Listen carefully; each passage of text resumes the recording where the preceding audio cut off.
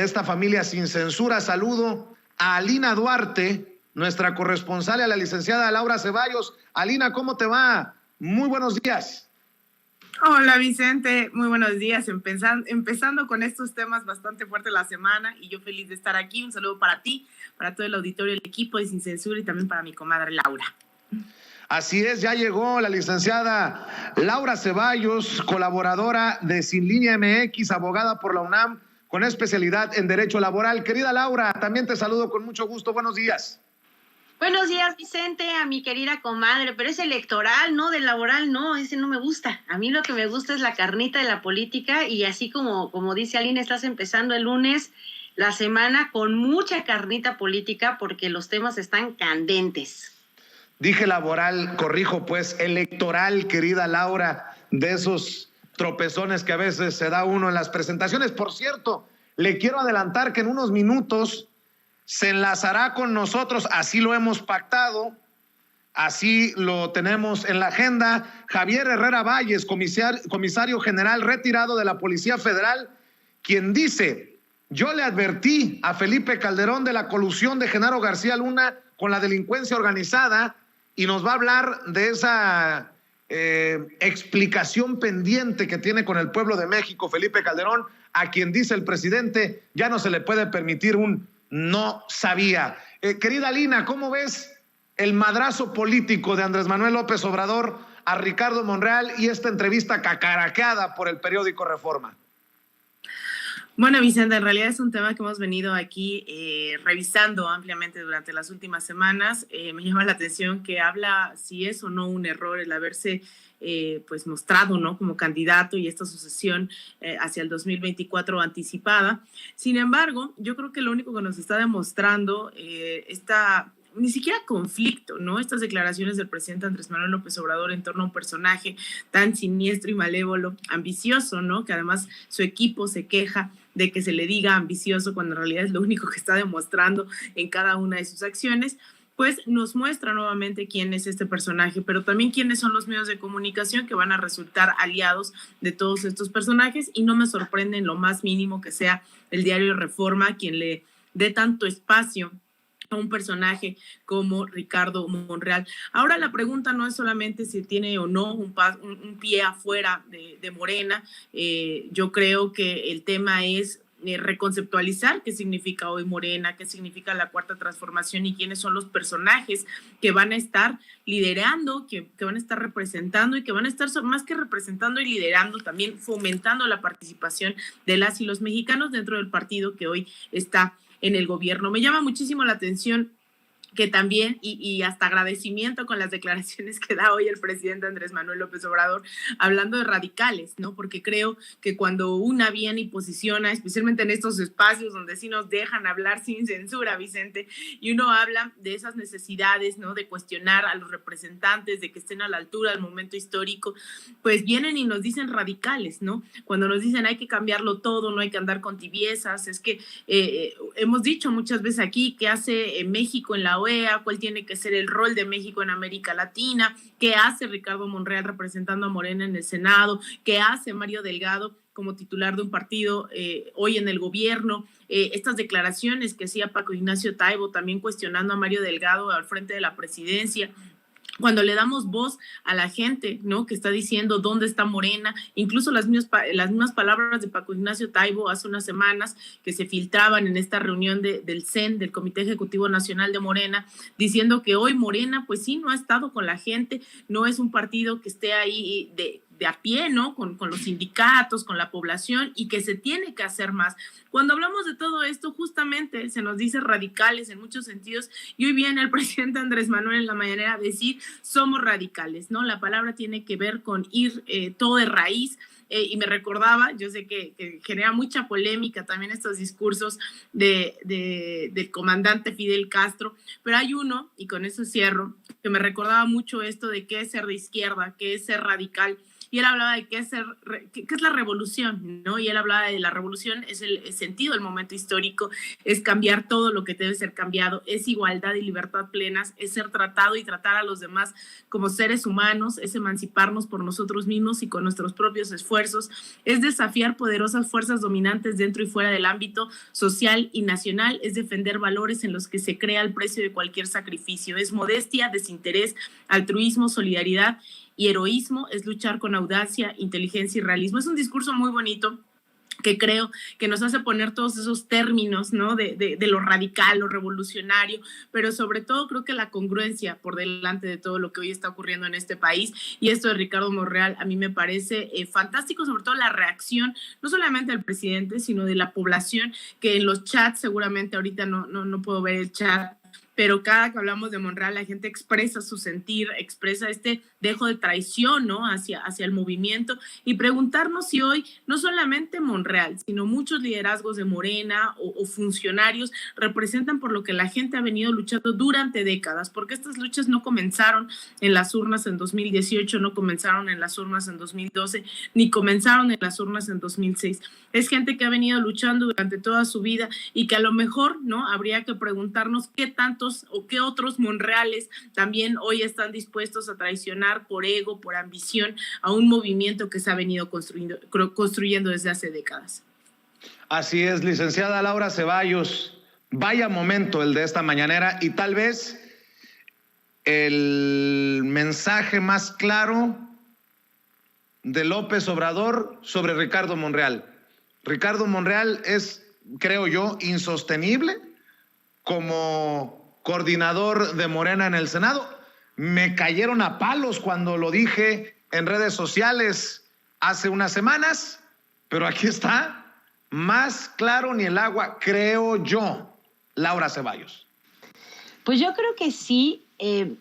Por un lado hay quienes dicen que no se le puede comprobar una traición así probada, pero creo que todo en su actuación es como agarrarse siempre de varias tablas, por si se le cae una, tener agarradas las otras, y a mí me parece que esa es una actitud totalmente traicionera. Sin embargo, creo que el presidente entiende muy bien, lee muy bien a distancia y a los años tiene una visión lejanísima, y yo creo que él capta perfecto esta idea de si a tus amigos los tienes que tener cerca, a tus enemigos más cerca. Me parece que lejos de Morena podría causar aún más daño, pero ya lo que está haciendo, esta forma de estar coqueteando con todo el mundo es demasiado baja. Si ya el coqueteo político es bajo, decir que es demasiado bajo porque tiene amistad con los del Movimiento Ciudadano y con los del PAN y con los del PRI, yo creo que la parte pragmática de una persona que se dedica como él dentro del Senado justo a buscar alianzas, a conseguir votos para llevar a cabo pues estas mayorías que se requieren, son útiles hasta cierto punto, pero no puedes tú traicionarte, no puedes ser tan jacarandoso de echarle ojitos a todo el mundo, y eso es lo que de alguna manera, si bien no es una traición abierta, ya el presidente ya lo tiene pues muy, muy calculado. Me decía la senadora Antares Vázquez, a quien le mando toda mi admiración, decía, pues ya con el presidente ya no está tan tersa la situación, o sea, sí se nota un rompimiento porque el presidente, pues si bien es un hombre también pragmático, pero él no se traiciona a sí mismo. Entonces, tolerar a alguien que es así, tan abiertamente capaz de hacerse hacia donde las aguas, pues ya no gusta tanto, y me parece que si algún momento era el necesario o el preciso para que se evidenciaran en su propia putrefacción, porque yo creo que aquí nadie le abrió la puerta, no le hicieron un videoescándalo, no, solito se abrió de capa y dijo, esto soy, a mí me gusta así y a mí me gusta llevarme con mis cuates así de pesadito. Y pues bueno, al final de cuentas, andar acusando de una, digamos que preselección muy anticipada, le salió más caro a él que a los demás, porque al final pues la ambición se le notó más a él que incluso a los demás que están haciendo lo que tienen que hacer sin andar diciendo yo soy la precandidata de esta cuarta transformación o del movimiento obradorista o del Morena. O sea, no están haciendo nada de lo que él acusa. Entonces creo que el que se descara es él y pues solito se ató la soga al cuello, ¿no? Así es, y hablando de personajes, dice Lorenzo Córdoba, fíjense que siempre sí, dice Lorenzo Córdoba que sí se van a alcanzar, todo parece indicar que sí se van a alcanzar el número de firmas para la consulta de revocación de mandato, pero también hace declaraciones como que el hostigamiento al INE cruzó una frontera que jamás debió cruzarse. Ahí sigue Lorenzo Córdoba como consejero presidente del INE y ahí seguirá y creo que será uno de los personajes más iracundos contra la reforma electoral que también se viene este año, como lo ha señalado el presidente Andrés Manuel López Obrador, Alina. Mira, Vicente, yo creo que esto de la revocación de mandato nuevamente nos pone al frente, ¿no?, de estas discusiones en donde hoy la población quiere aportar su granito de arena. Sin embargo, vienen estos personajes como Lorenzo Córdoba, que también habría que preguntarnos, así como Ricardo Monreal, ¿qué hace al frente de Morena? ¿Qué hace un Lorenzo Córdoba al frente de un instituto que tendría que estar siendo imparcial, que tendría que estar garantizando y dando condiciones democráticas al pueblo mexicano para garantizar todos los procesos? En este caso, sí, un referéndum revocatorio, pero también lo veíamos con el tema de la consulta popular, lo hemos visto también en otras ocasiones, no solamente el INE, tampoco apareció de la noche a la mañana y no apareció en el 2018, el INE ha aparecido desde hace muchos años y ha cometido también muchísimos delitos, ha sido un jugador fundamental para la derecha, ¿no?, en un fraude del 2006, en la compra de votos de un 2012, también yo creo que tendríamos que estar pensando hacia dónde nos dirigimos como sociedad mexicana, permitiendo que este instituto, pero también estos personajes, sigan formando parte de la vida pública. Hace unos días tú decías, es que la gente me está diciendo, ¿no?, que por qué le seguimos dando voz a Vicente Fox.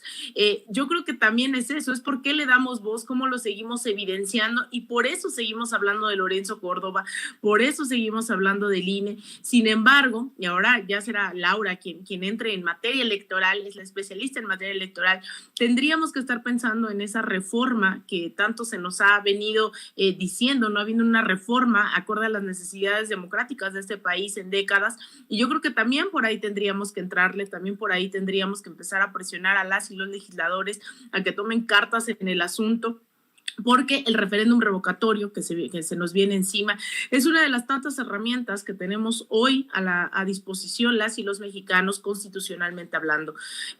Yo creo que esto de que se junten las firmas no es casualidad, habla también del descontento de la población mexicana, ¿no?, del INE, ¿no?, de seguir participando, seguir demostrando que tenemos en nuestras manos como el futuro y las riendas del país, algo que no ocurría y que queremos, ¿no?, seguir refrendando, queremos seguir participando de todos los espacios posibles.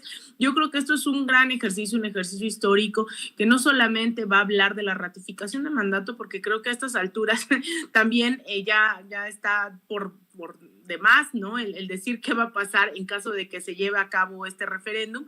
Yo creo que sería un refrendo, ¿no?, del mandato, pero también pensarlo en términos de qué podría venir después. En las últimas décadas en América Latina hemos visto incluso procesos constituyentes que nos han dotado de nuevas constituciones, que ya no nada más son enmiendas como en Estados Unidos, que tienen la misma constitución desde los 1700 y solo ha habido enmienda tras enmienda. Bueno, América Latina ha sido mucho más avanzada en esos procesos y tal vez un referéndum revocatorio le dote de más legitimidad al actual gobierno, además mucho más fuerza como para empezar con este tipo de procesos mucho más profundos, ¿no? De raíz, hablando de radicalidad, a propósito del presidente diciéndose radical, bueno, un proceso tan radical como una convención constituyente podría venir en ciernes, nuevas reformas electorales, políticas, sociales, económicas, nacionalizaciones, ¿no? Yo creo que tendríamos que estar pensando también en lo profundo, que no nada más es la recolección de firmas, sino también lo que pueda venir después de ello.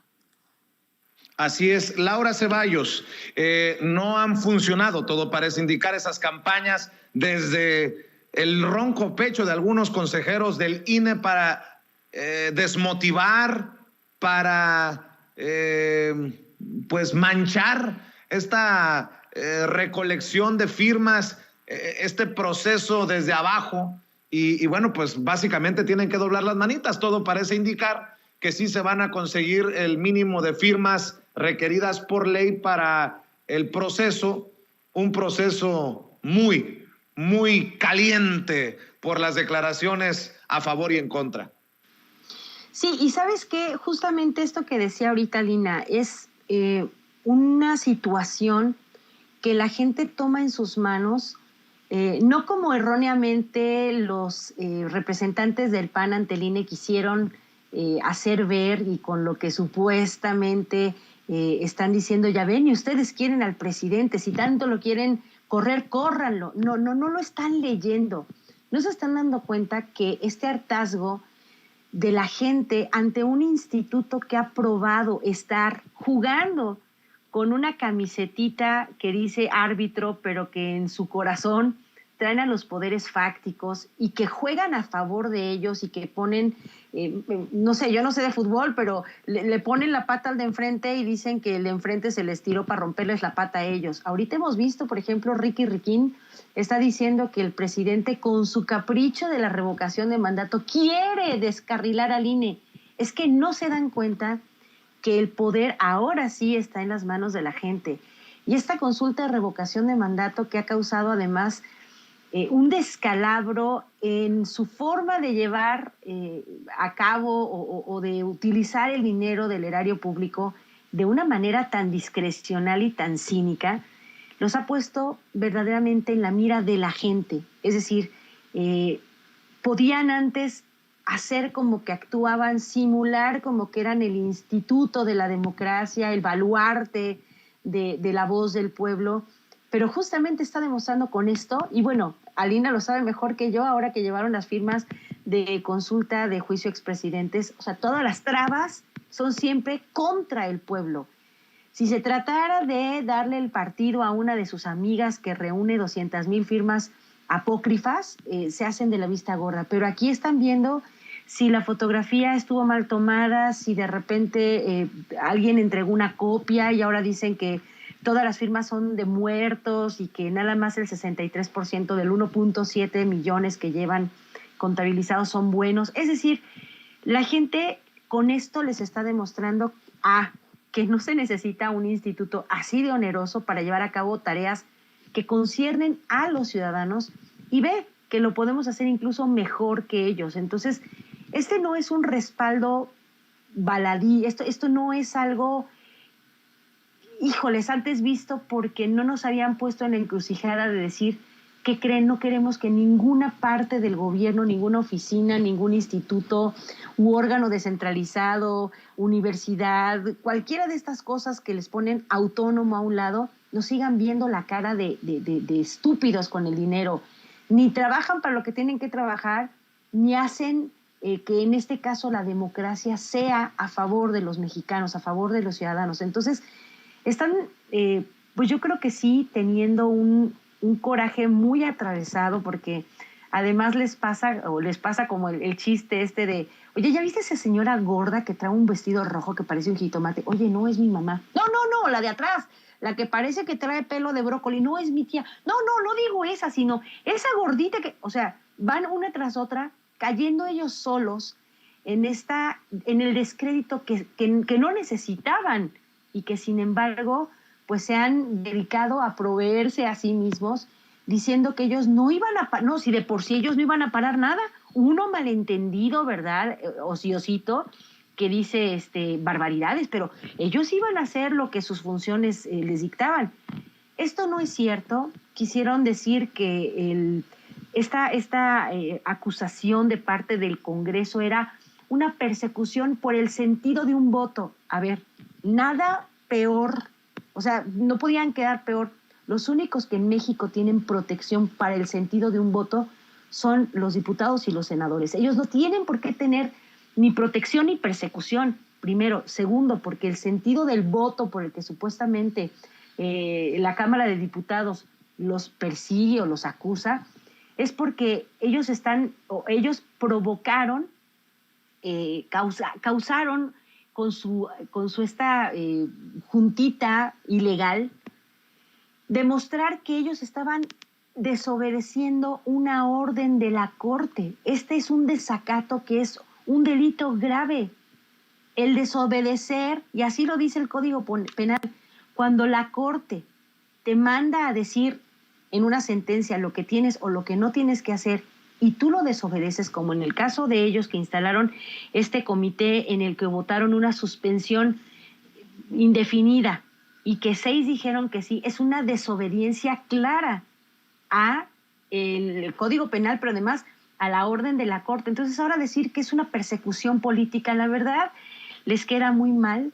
Y si ahorita no se ratificó por parte del congresista la denuncia que se hizo, pues ello tampoco importa nada malo, porque pues al final se perseguirá de oficio, y yo creo que será el momento en que los ciudadanos todos saldremos de una manera u otra a demostrar que se puede hacer con y sin ellos, y mejor sin ellos, y ve la inutilidad de un aparato tan oneroso, tan ineficiente y tan retrógrada como es el Instituto Nacional, tal cual lo conocemos. Por eso esta reforma que viene y a la que es así. Yo le agradezco al diputado Hamlet que invitó a la de la reforma energética, pero de ahí no sé nada. Pero sí a la electoral. Tenemos mucho que decir los ciudadanos, porque ya estamos cansados de tanta simulación de parte de un instituto pues que cobra por no hacer lo que los ciudadanos exigen.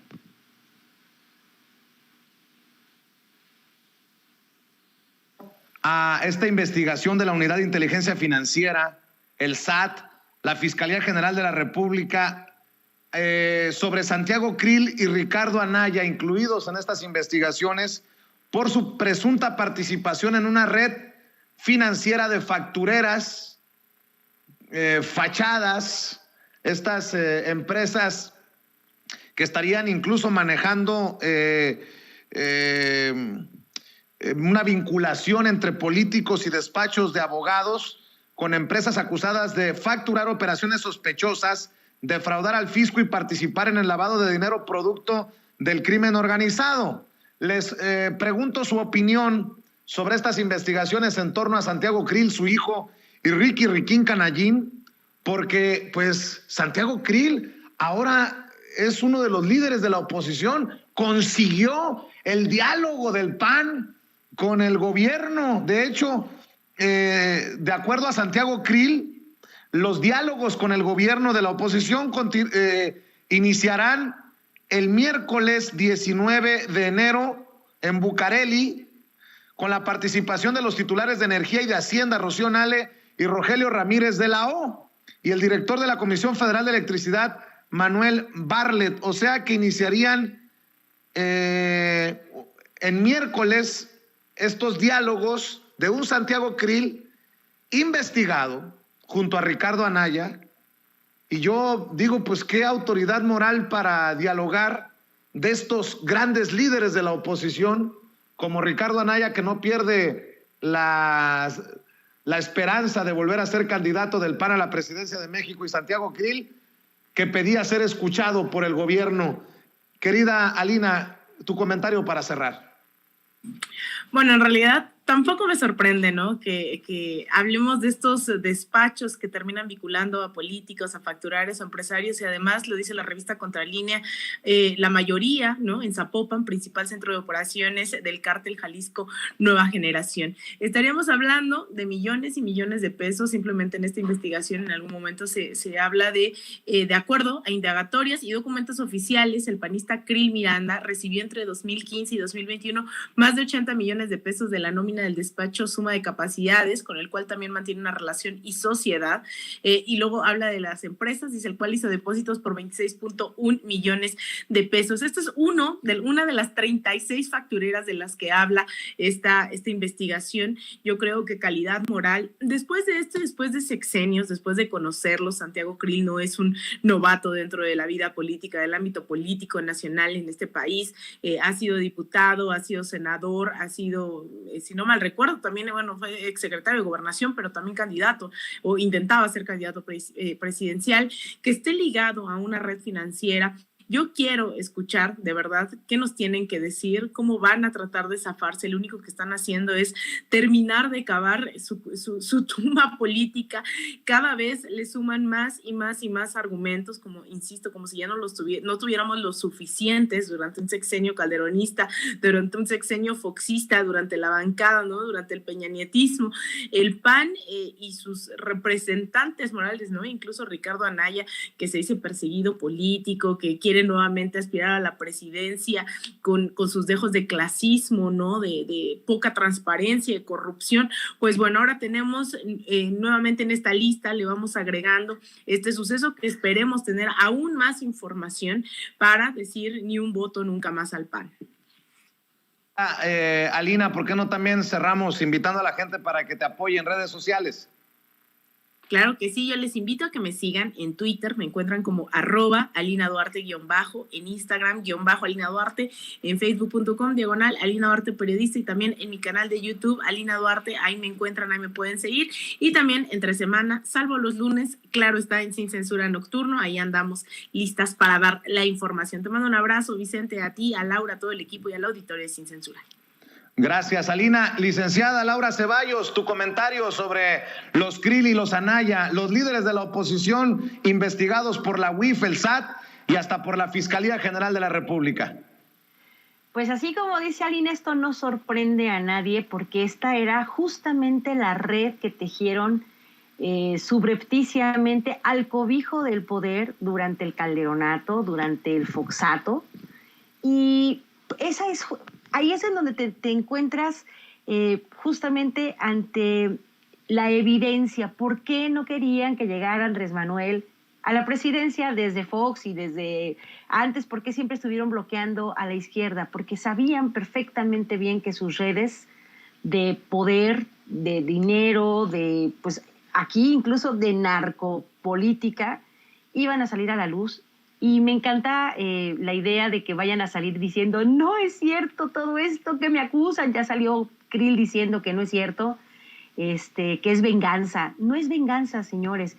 Si algo no se puede ocultar es la envidia, el amor y el dinero. Y dinero, pues muy mal habido, pues siempre trae un rastro de violencia, de corrupción, y a ellos les apesta el dinero encima. Entonces, sí, bien lo decías, ¿con qué cara se van a presentar para querer negociar? Ahora, ¿con qué cara van a decir que ellos son los que están proponiéndole al presidente que le baje a su nivel de dictadura, ¿no? Es una farsa lo que el PAN es. Lástima porque de repente hubo algunas personas que tuvieron la buena intención de hacer de este partido pues representante de un sector de la población, pero yo creo que los pocos que sigan teniendo sus cariños con el PAN se tendrá que replantear si esos son los líderes morales, digamos que los de mostrar lo mejorcito o lo menos peorcito del PAN.